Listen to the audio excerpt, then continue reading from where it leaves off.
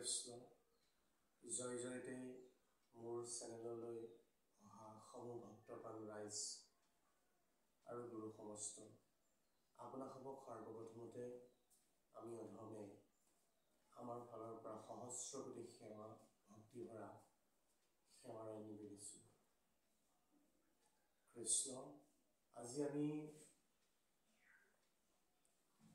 শ্ৰী শ্ৰী মহাপুৰুষ মাধৱদেৱৰ বিৰচিত ভক্তি ৰত্নাৱলীৰ এই গ্ৰন্থভাগী কীৰ্তন কৰিবলৈ আমি আগবাঢ়িছোঁ আৰু এই কীৰ্তনভাগী আগবঢ়োৱা মুহূৰ্ততেই আমি ভক্তি ৰত্নাৱলীৰ গ্ৰন্থখনৰ বিষয়ে খুব চমুকৈ আমি অকণমান জানো আহকচোন।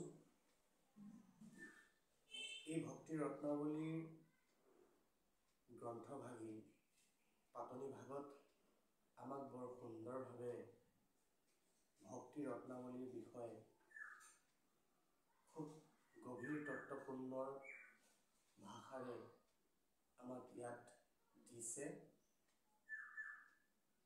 যে অসমীয়া নৱপ্ৰজন্মৰ নৱবৈষ্ণৱ ধৰ্মৰ ইতিহাসত কীৰ্তন ঘোষা আৰু নামঘোষাৰ পাছতেই মহাপুৰুষ মাধৱদেৱৰ দ্বাৰা বিৰচিত এই ভক্তি ৰত্নাৱলীয়ে যথেষ্ট মুখ্য স্থান লাভ কৰিছে।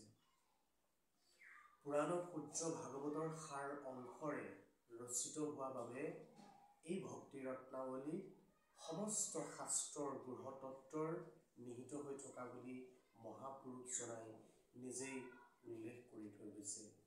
আৰু কেনেদৰে উল্লেখ কৰি থৈ গৈছে আমি অকণমান আগবাঢ়োচোন। কোৱা হৈছে ভক্তি ৰত্নাৱলী নামে নাই পতন্তৰ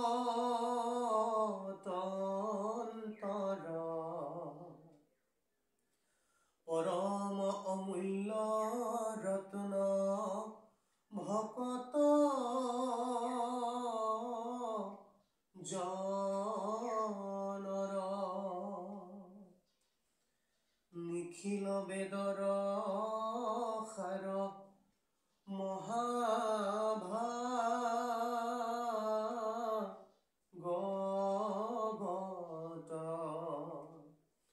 সত্য ভক্তি পদ যাৰ অতুল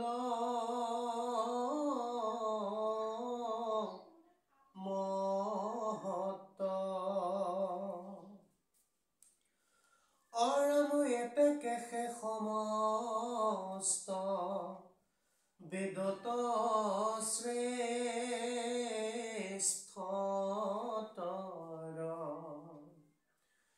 পৰম গোপনীটো সমস্ত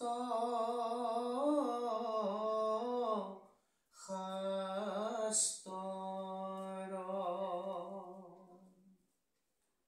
হয়, ভক্তি যদি আমাৰ নাথাকে তেতিয়াহ'লে আমি ভগৱন্ত পূৰ্ণ কৃষ্ণক আমি কেতিয়াও দৰ্শন কৰিব নোৱাৰিম বা সেই স্থানলৈ যাব নোৱাৰিম।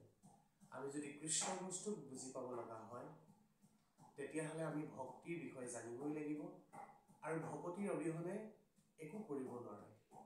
সেইকাৰণে আমাৰ আজি এই শ্ৰী শ্ৰী মাধৱদেৱ পুৰুষৰ বিৰচিত ভক্তি ৰত্নাৱলী ভাগত বৰ সুন্দৰভাৱে ইয়াৰ তত্ত্ববিলাক দিয়া আছে। এই ভক্তি ৰত্নাৱলীৰ বিৰচনবিলাক বিশেষকৈ 13টা ভাগত বিভক্ত কৰা হৈছে। এই ভক্তি বিৰচন, সৎসংগ বিৰচন, ভক্তি বিশেষণ বিৰচন, শ্ৰৱণ বিৰচন, কীৰ্তন বিৰচন, স্মৰণ বিৰচন, পদসেৱন বিৰচন, অৰ্চন বিৰচন, বন্দন বিৰচন, দাস্য বিৰচন, সখ্য বিৰচন, আত্মনিবেদন বিৰচন আৰু শৰণ বিৰচন। অৱশ্যে ইয়াত কোৱা হৈছে যে মূল ভক্তি ৰত্নাৱলীৰ বিৰচনসমূহ এনেদৰে বিশিষ্ট শিতানত শ্ৰেণীবিভক্তৰ পূৰ্বতে কৰা নাছিল, কিন্তু ভক্তি ৰত্নাৱলীৰ প্ৰথম বিৰচনত ভক্তিৰ সাধাৰণ পৰিচয় দাঙি ধৰি ভক্তি, ভক্ত আৰু ভগৱানৰ যি মহিমাসূচক, এই মহিমাসূচকক 122টা মূল শ্লোক সংযোজিত কৰা হৈছে। মহাপুৰুষ মাধৱদেৱে এই শ্লোকসমূহ মুঠ 294টা পদ দুলৰী আৰু ছবিচন্দত খুব সুন্দৰ ভাৱেৰে ইয়াক ভাঙনি কৰিছে। গতিকে আমি আহক দেৰি নকৰোঁ, এই ভক্তি ৰত্নাৱলীৰ প্ৰথম বিৰচনত মাধৱদেৱ গুৰুজনাই খুব সুন্দৰভাৱেৰে ইয়াক ধৰ্মৰ ভক্তিয়ে সকলো ধৰ্মৰ প্ৰধান বুলি উল্লেখ কৰি ভগৱানৰ প্ৰতি ভক্তিপৰায়ণ হ'বলৈ আমাক আহ্বান জনাইছে। গতিকে আহকচোন আমি এই ভক্তি বিৰচনৰ প্ৰথম বিৰচনত আমি দুলৰী চন্দত গুচি যাওঁ আৰু এই দুলৰী চন্দৰ পৰাই আমি ভক্তি বিৰচনৰ প্ৰথম ভাগ আমি আৰম্ভণি কৰোঁ।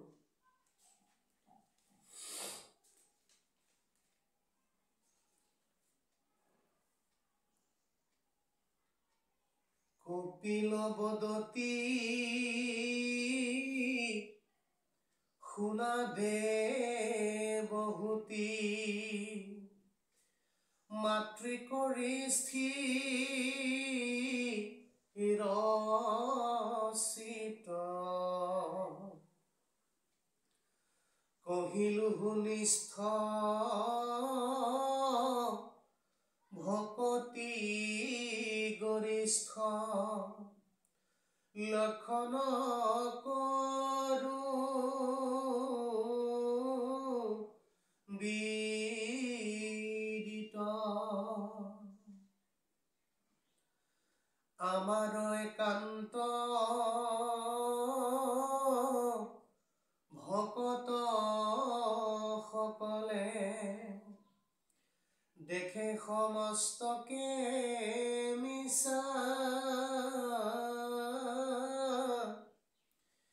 ভকতি বিৰোধী জানিয়া সাজুৰ্য মুখকো নকৰে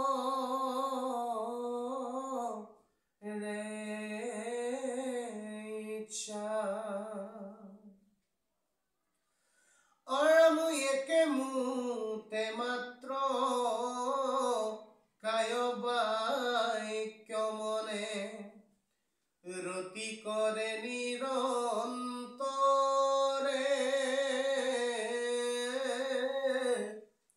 এৰিয়া কামনা কৰয় অৰ্পণা যত কিছু শ্ৰেষ্ঠ কৰে বিৰল ভকত জনৰ শুনিও যেন মুখ্য প্ৰয়োজন অন্য এক প্ৰাণ হৈয়া কৰে মোৰ যশ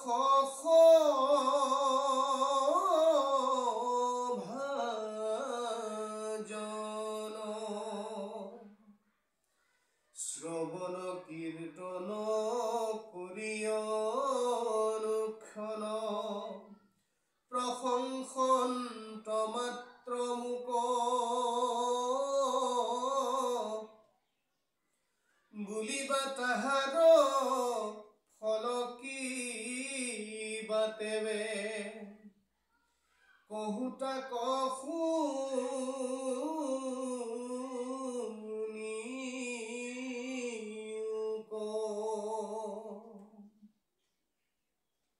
কৃষ্ণ আমি ইয়াৰ মাজতে অকণমান আলোচনাৰ মাধ্যমেৰে আগবাঢ়িবলৈ বিচাৰিছোঁ। ইয়াতে যদি অজানিতে অজানকৃত জ্ঞানকৃতভাৱে অনেকখিনি ভুল ক্ৰুটি অপৰাধ হ'ব পাৰে। বঢ়াটোতা হ'ব পাৰে, সমস্তখিনি যেন আপোনাভাৱে মাৰ্জনা কৰে। এই দুলৰী চন্দ্ৰৰ ভাগত খুব সুন্দৰভাৱে আমাক কৈ গৈছে যে কপিল বদতি, কপিল প্ৰভু ভগৱন্ত পুৰুষে নিজৰ মাতৃ দেৱহূতিক মন আৰু চিত্ত বুদ্ধি এই সমস্তবিলাক স্থিৰ কৰিবলৈ কৈছে। কহিলোহু নিষ্ঠ ভকতি গৰিষ্ঠ লক্ষণো কৰো বিদিত। ইতিমধ্যে মাতৃ দেৱহূতিক কপিল প্ৰভু ভগৱন্তই ভকতিৰ আটাইতকৈ গৃহতত্বৰ লক্ষণৰ কথাবোৰ কৈ আহিছে যে আমাৰ ইয়াত কোৱা হৈছে একান্ত ভকতসকলে দেখে সমস্ত কৰিছে। ভগৱন্তৰ পুৰুষৰ যিবিলাক একান্ত ভকত, এই একান্ত ভকতসকলে ভগৱন্ত পুৰুষৰ বাদে এই সমস্ত জগতখনকে মিছা দেখা পায়, সকলোকে মিছা দেখে। কেৱল তেওঁলোকৰ কাৰণে একমাত্ৰ সঁচা এটাই বস্তু, সেইটোৱে হ'ল কৃষ্ণ বস্তু। কাৰণ কৃষ্ণতে সমস্তবিলাক বিলীন হৈ আছে, কৃষ্ণৰ দ্বাৰাই সমস্ত জগত সৃষ্টি হৈছে।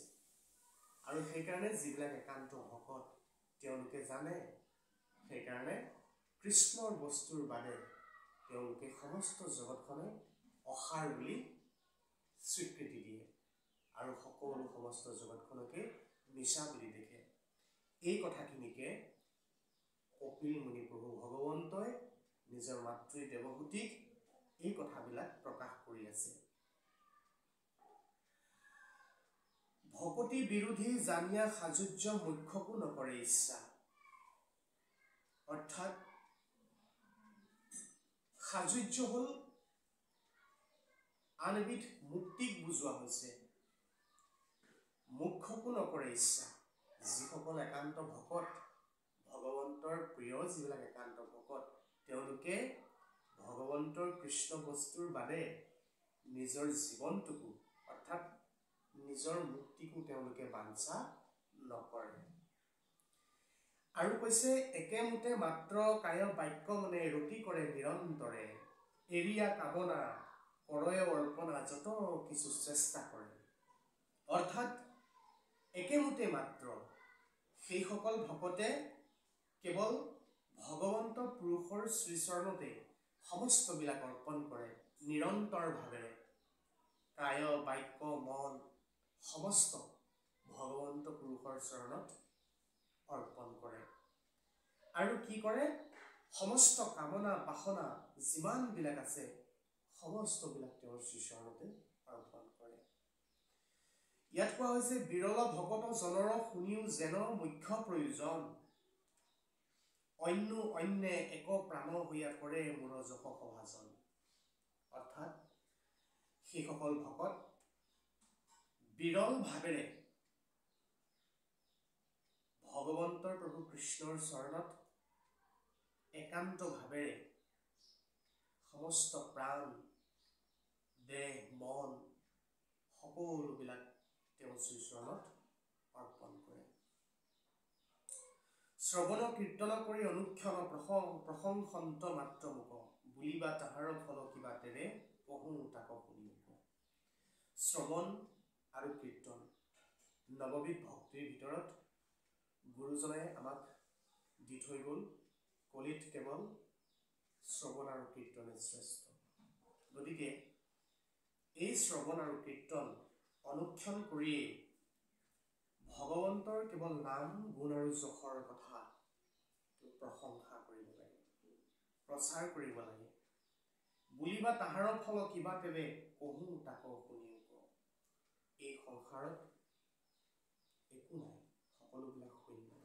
গতিকে আমি কেৱল গুৰুজনাৰ নীতি আৰু আদৰ্শবিলাক ল'ব লাগে আৰু এনেদৰে আমি সমস্ত এই বাস্তৱময় জগতত আগবাঢ়ি যাব লাগে। তেওঁৰ যি নীতি, তেওঁৰ যি নিয়ম, এই আদৰ্শসমূহ আমি নৱপ্ৰজন্মক দি থৈ যাব লাগে আৰু এনেদৰে ভকতি কৰি সংসাৰৰ পৰা আমি মুক্তি লাভ কৰিবলৈ আগুৱাই যাব লাগে। আৰু কোৱা হৈছে, আহকচোন আমি তাৰ পাছলৈ যাওঁ। মূৰ গুণ নাম কহন্তে শুনন্তে মিলে আশী মহাভাগ আনন্দ স্বৰূপ মূৰ দিব্যৰূপ প্ৰত্যক্ষতে পাৱে লাগে। যদি শ্ৰদ্ধা ভক্তি ভাৱেৰে আমি ভগৱন্ত পুৰুষৰ গুণনাম যদি শ্ৰৱণ কৰোঁ আৰু যদি কীৰ্তন কৰোঁ, তেতিয়াহ'লে আমাৰ মহাভাগ্য উদয় হয় বুলি কৈছে। কেনেকৈ উদয় হয়? ভগৱন্ত পুৰুষৰ গুণ নামবিলাক আমি যেতিয়া প্ৰকাশ কৰোঁ, আমি যেতিয়া শ্ৰৱণ কৰোঁ, আমি মনত আনন্দ লাভ কৰিবলৈ সক্ষম হওঁ। আমাৰ মনত আনন্দ মিলে। ভগৱন্তৰ গুণ নামেৰে আমি যেতিয়া শ্ৰৱণ কীৰ্তন কৰোঁ, আমি মহা আনন্দ লাভ কৰিব পাৰোঁ। আনন্দ স্বৰূপ মূৰ দিব্য এইটো ৰূপ প্ৰত্যক্ষতে পাৱে লাগে। আৰু তেতিয়া সেই আনন্দৰ স্বৰূপেৰে প্ৰভু ভগৱন্তৰ দিব্যৰ যি ৰূপ, এই ৰূপক আমি প্ৰত্যক্ষভাৱে আমি দৰ্শন পাবলৈ সক্ষম হওঁ। এই সমস্ত সংসাৰত, এই পৃথিৱীত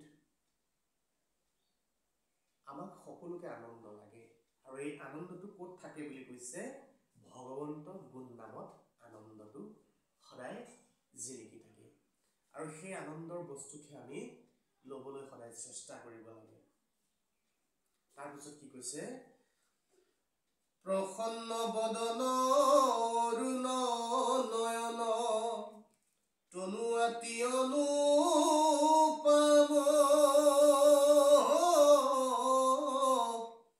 ভকতক দয়া কৃপা দৃষ্টি ছায়া পুৰন্ত মনৰ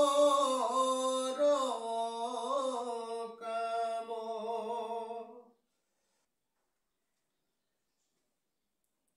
অৰ্থাৎ প্ৰসন্ন বদন অৰুণ নয়ন তনু আতি অনুপম।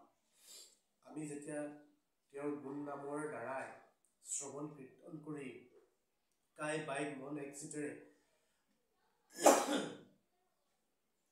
যেতিয়া আমি মনত আনন্দ লাভ কৰিম, প্ৰভু ভগৱন্ত দিব্য ৰূপ যেতিয়া দৰ্শন কৰিম, আমাৰ মন সদায় আনন্দিত হৈ থাকিব। আৰু তেতিয়া কি কৈছে? ভকতক দয়া কৃপা দৃষ্টি ছায়া পুৰন্ত মনৰ কাম। আমি ভগৱন্ত পুৰুষৰ পৰা আমি একো বস্তু বিচাৰিব নালাগে। এনেকুৱা একো বস্তু নাই জগতত যাক আমি প্ৰভু ভগৱন্তক দি আমি সমস্তজনে পাৰ পাব পাৰিম। কেনেকৈ? সমস্ত জগতখনেই প্ৰভু ভগৱন্ত। আমাৰ হাতত এনেকুৱা বস্তু নাই যি বস্তু দি প্ৰভু ভগৱন্তক সন্তুষ্ট কৰিব পাৰি। গতিকে তেওঁৰ গুণ নামেৰেই, তেওঁৰ গুণ নামৰ জপেৰে আমি ভগৱন্তৰ শ্ৰীচৰণত সমস্তবিলাক দেহ মন সমস্তবিলাক অৰ্পণ কৰিব পাৰিম। গতিকে এনেদৰে যদি ভকতি কৰা হয়, ভগৱন্ত পুৰুষৰ শ্ৰীচৰণত সমস্তবিলাক কায় বাই মন একচিত কৰি যেতিয়া তেওঁৰ শ্ৰীচৰণত অৰ্পণ কৰা হয়, তেতিয়াহ'লে ভগৱন্তৰ পৰা আমি একো বস্তু নিবিচাৰিলেও হয়। ভগৱন্ত প্ৰভুৱে সমস্তজনকে তেওঁ কৃপা দৃষ্টি দিব। ভকতক দয়া কৃপা দৃষ্টি ছায়া পুৰন্ত মনৰ কাম। আৰু তেতিয়া ভগৱন্ত পুৰুষে সেইজন ভকতক মনৰ বাঞ্ছা পূৰ্ণ কৰাব। অৰাম দেখি কৃষ্ণ মুখ মিলে মহা সুখ দূৰ হবে যত তাপ অতি মন প্ৰীতি মাধৱে সহিতি মধুৰ কৰে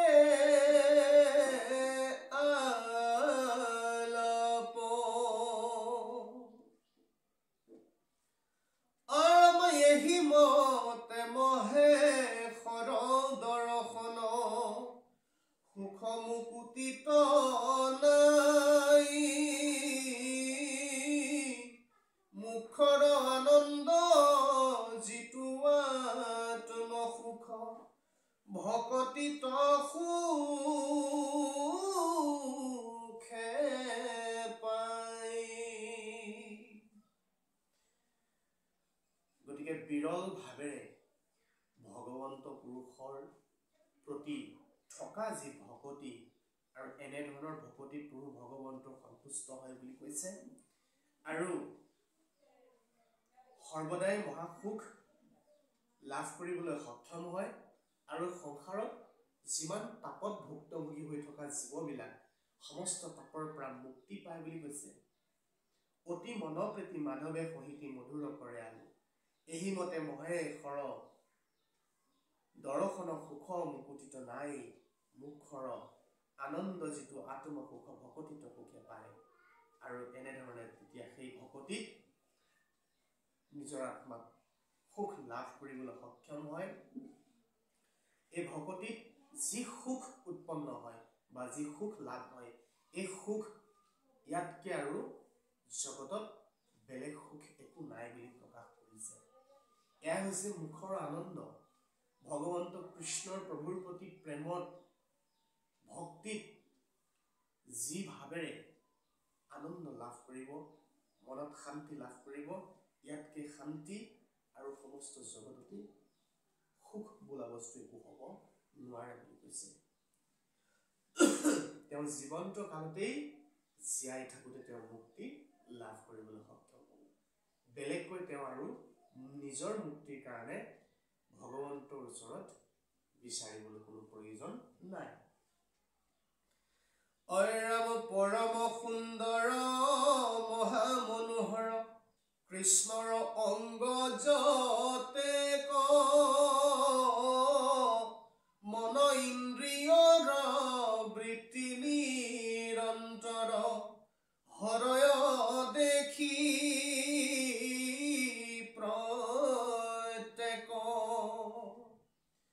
ভকতি সুৰত কৰি অল্প দেখি ভকতে তাক নচাবে অতথাপি তুজিটো সুখ মুখ পদে অভকতি আনি মিলায়ে আয় বিদ্যা নিবৃত্তি ভৈল অনন্তৰে যতে কৌশৰ্য আছে বৈকুণ্ঠ সম্প্ৰতি সমন্বিতে আহি ভ্ৰমে ভকত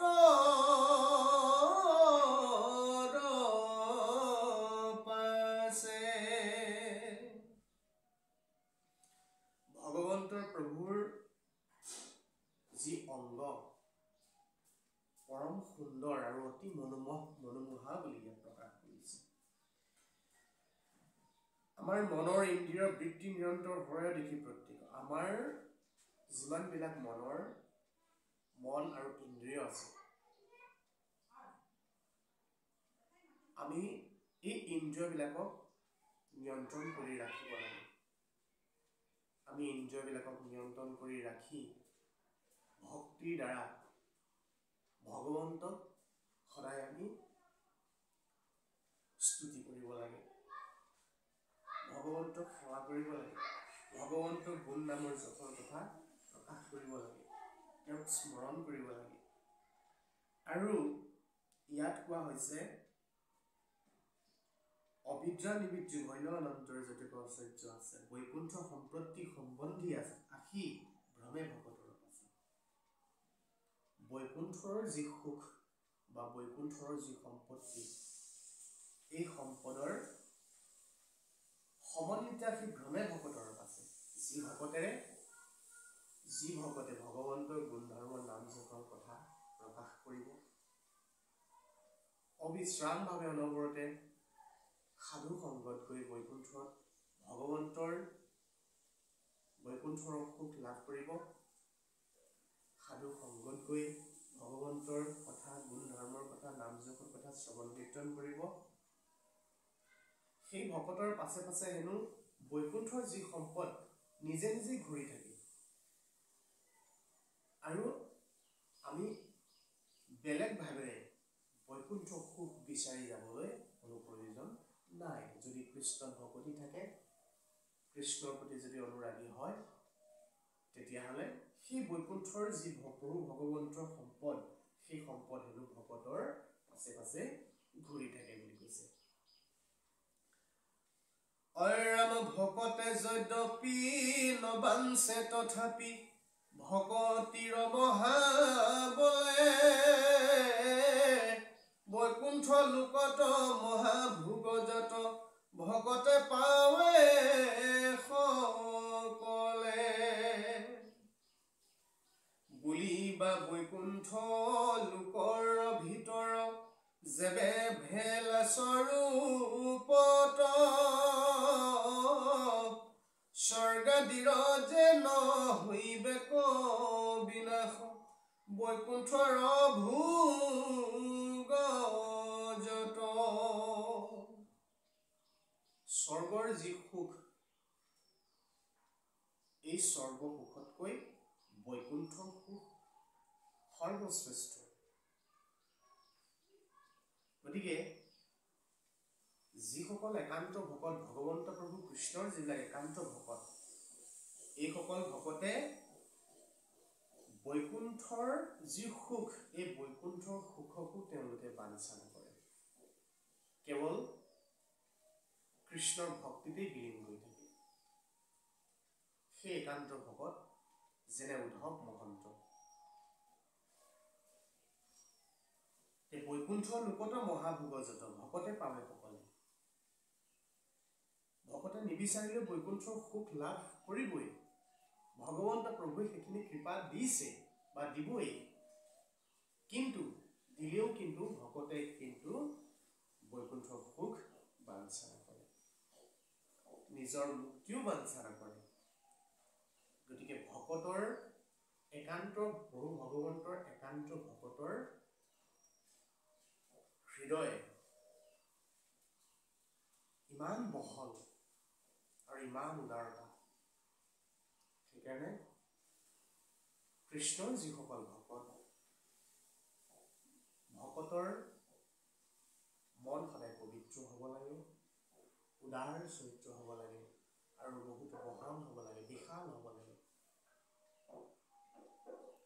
তাৰপিছত কি কৈছে ইটো কুৰ্ণিব বৃদ্ধবন্ধ শংকা পৰিহৰি শুনিও উত্তৰ তাৰ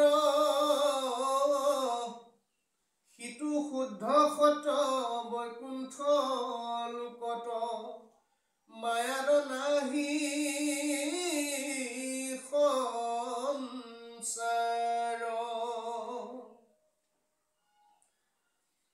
পৰম দুৰ্ঘোৰ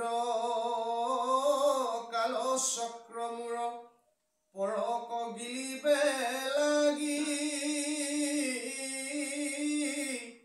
নাহি নিদ্ৰা লেখ নকৰে নিমেষ সৰ্বদাই থাকে জাগি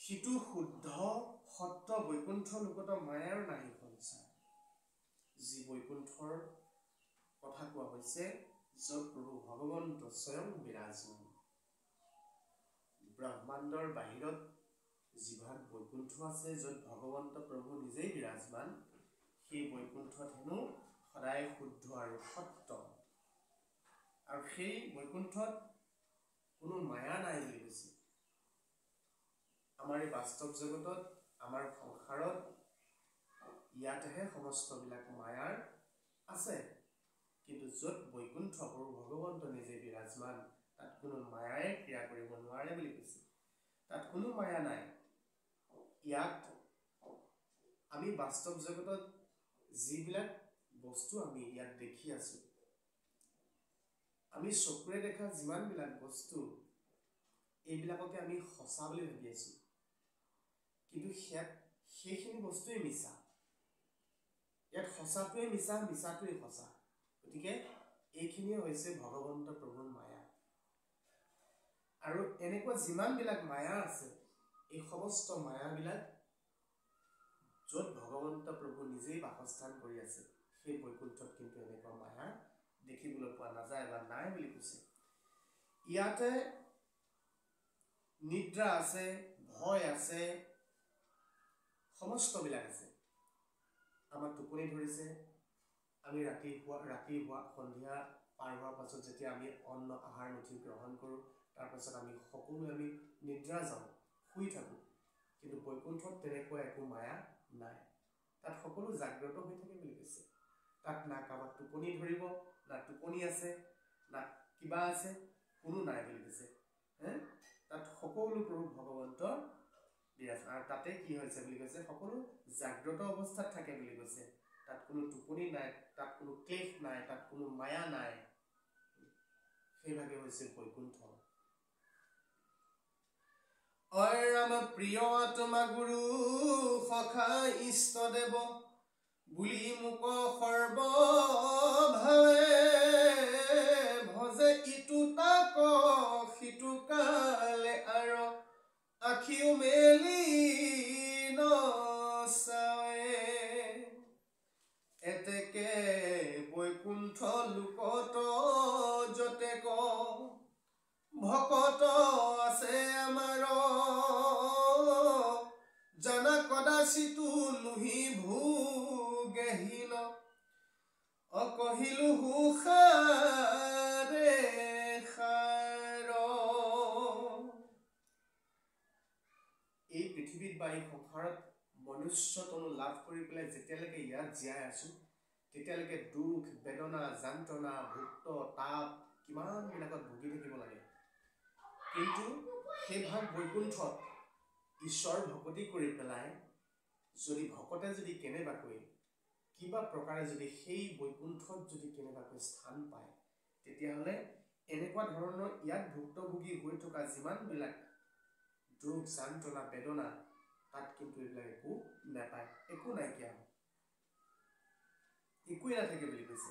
গতিকে এনে ভাগ বৈকুণ্ঠ, সেই ভাগ বৈকুণ্ঠলৈ যিসকল ভকত আগমন হ'ব বা যিসকল ভকত যাব, সেইসকল ভকতে অনবৰতে সেই বৈকুণ্ঠ পাৰিষদটোতে তাত থাকি প্ৰভু ভগৱন্তৰ গুণ ধৰ্ম নাম জপৰ কথা, গুণ নামৰ জপৰ কথা তাত অনবৰতে প্ৰভু ভগৱন্তৰ লগত শ্ৰৱণ কীৰ্তন কৰি তাতে বিলীন হৈ থাকিবলৈ পাৰিব।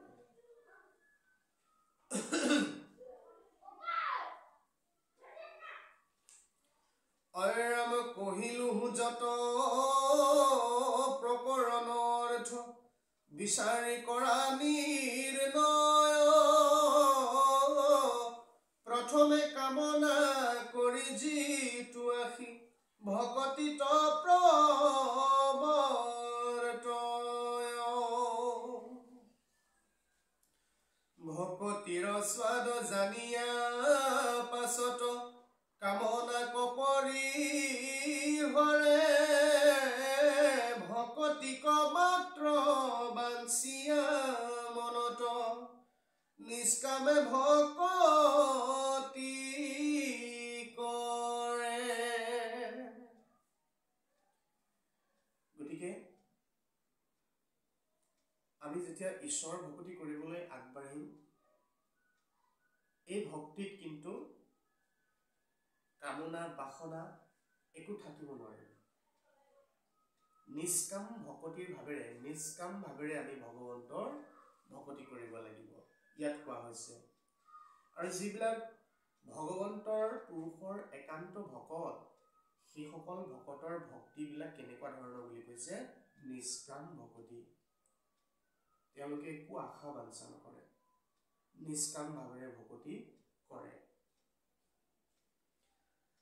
কদাচিত তাৰ কৰন্ত পূৰণ কামনা যত পূৰ্বৰ, ভকতে বাঞ্চিলে দিবাক লাগয় স্বভাৱ ইটো কৃষ্ণৰ।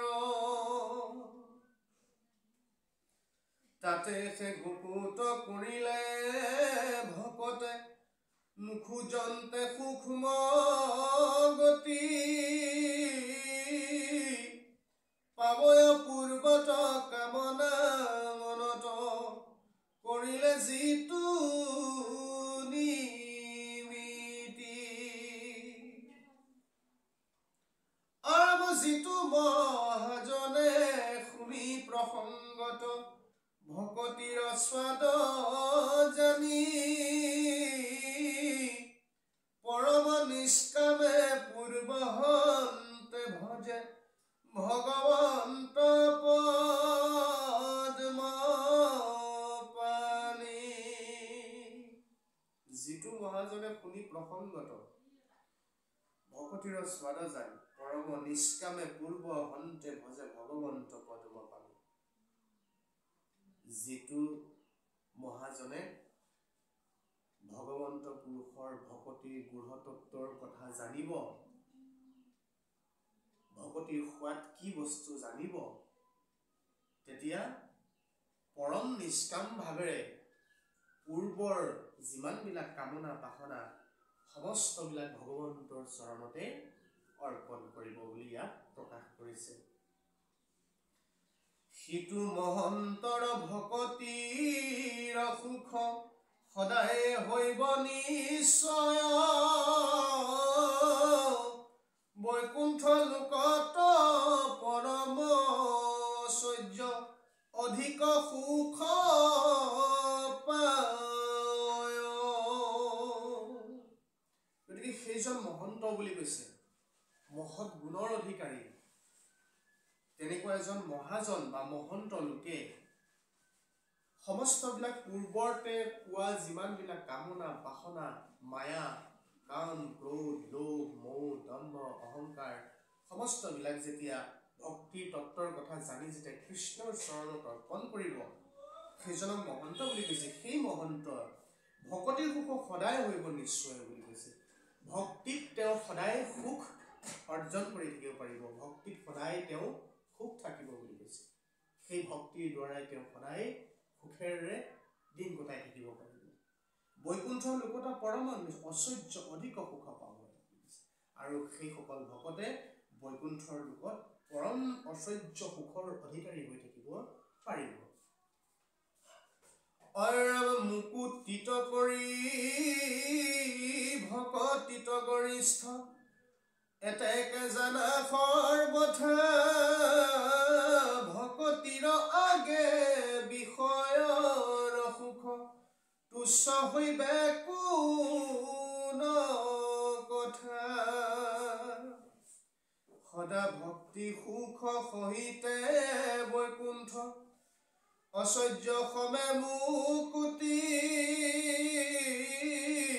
একান্ত ভকতে পাৱে আন জনে নপাৱে শুনা যুগুতি।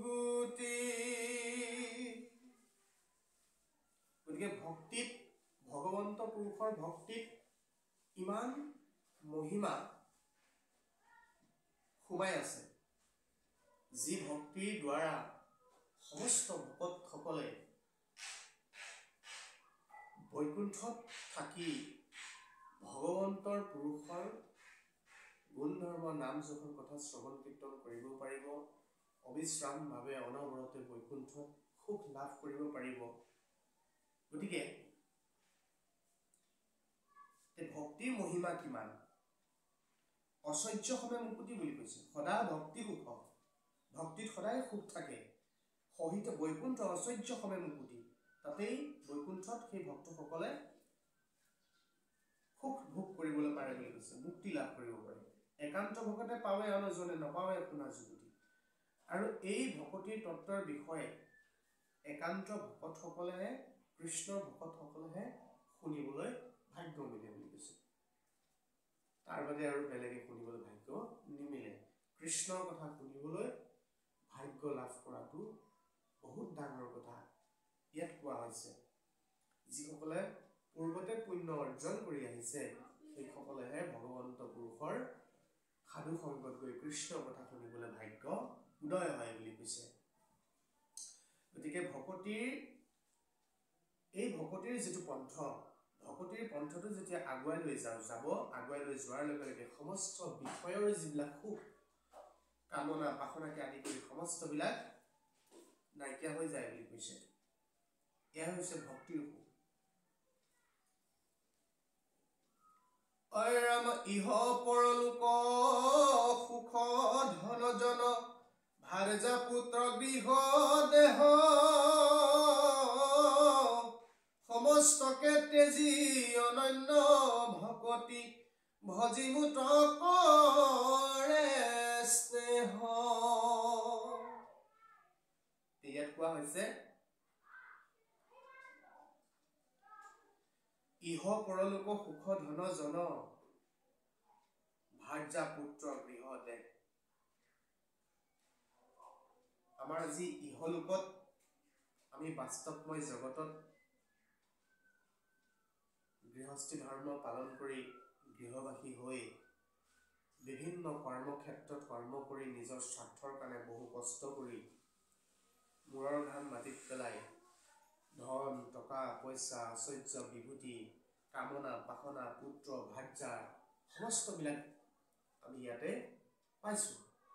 কিন্তু ইয়াত কৈছে যিটো পৰম ভকতি, য'ত আধ্যাত্মিক তত্ত্ব, প্ৰভু ভগৱন্তৰ প্ৰতি থকা অনুৰাগ, প্ৰভু ভগৱন্তৰ প্ৰতি থকা যি প্ৰেম, যি ভকতি, এইবিলাক ভকতি যাৰ হৈ গ'ল, সেইসকলে ভকতে সমস্ত ইহকালৰ যিমানবিলাক ধন ঐশ্বৰ্য বিভূতি সম্পদ সম্পত্তি কামনা বাসনা পুত্ৰ ভাৰ্যা এই সমস্তবিলাক ত্যাগ কৰিবলৈ পাৰে।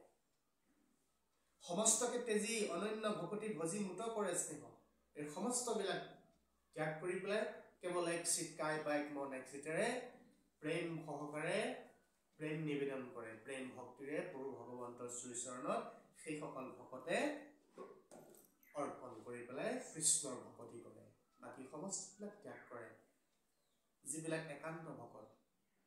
ইয়াৰ কথা কৈছে অৰম তাত পৰে মোৰ মহাপ্ৰিয়তম ভকত নাহি আমাৰ ভুকুতি মুকুতি ভকত কদিয়া অকাৰো পৰো সংসাৰ। এইখন পৃথিৱীত থাকি এই গৃহস্থলী ধৰ্মৰ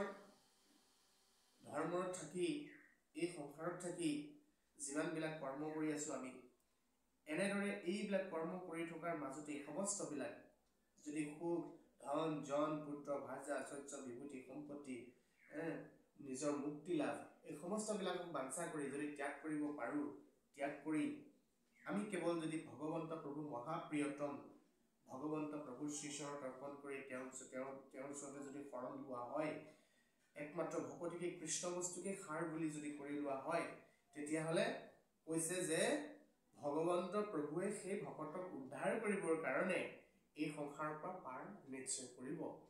এই কথাটো ইয়াত প্ৰকাশ কৰিছে। ভুকুতি মুকুতি ভকতক দিয়া, সেই ভকতক ভুকুতি মুকুতি সমস্তবিলাক দিবই, তাৰোপৰি তেওঁ এই সংসাৰৰ পৰা সেই ভকতক পাৰ কৰাই লৈ যাব। অৰময় অনেক নিৰ্বাণ পদ আদি ধন দান দেও মই নিষ্ঠে নিষ্ঠ মুমুক্ষু ভকত জনত কৰিয়া কেৱল ভক্ত গৰিষ্ঠ।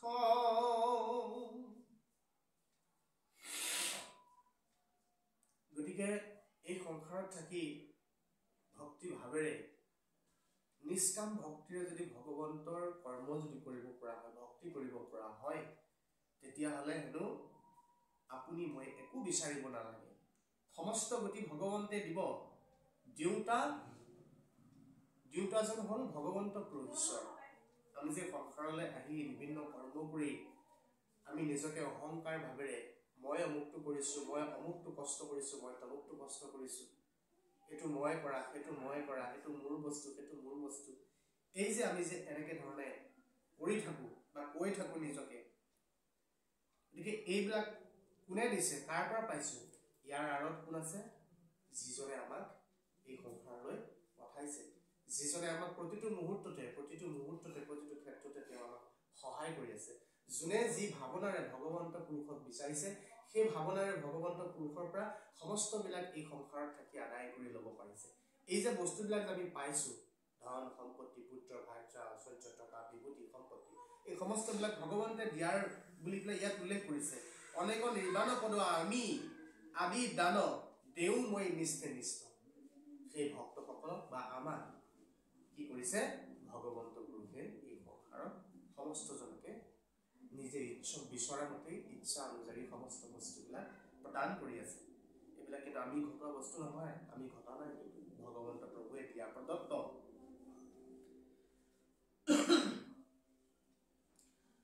অয়ৰাম হেন সবে জানি ভজিও কৃষ্ণক তেজিয়া সমস্তে কাম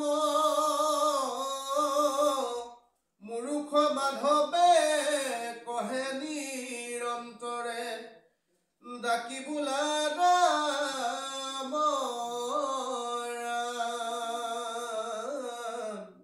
হৰি ৰাম।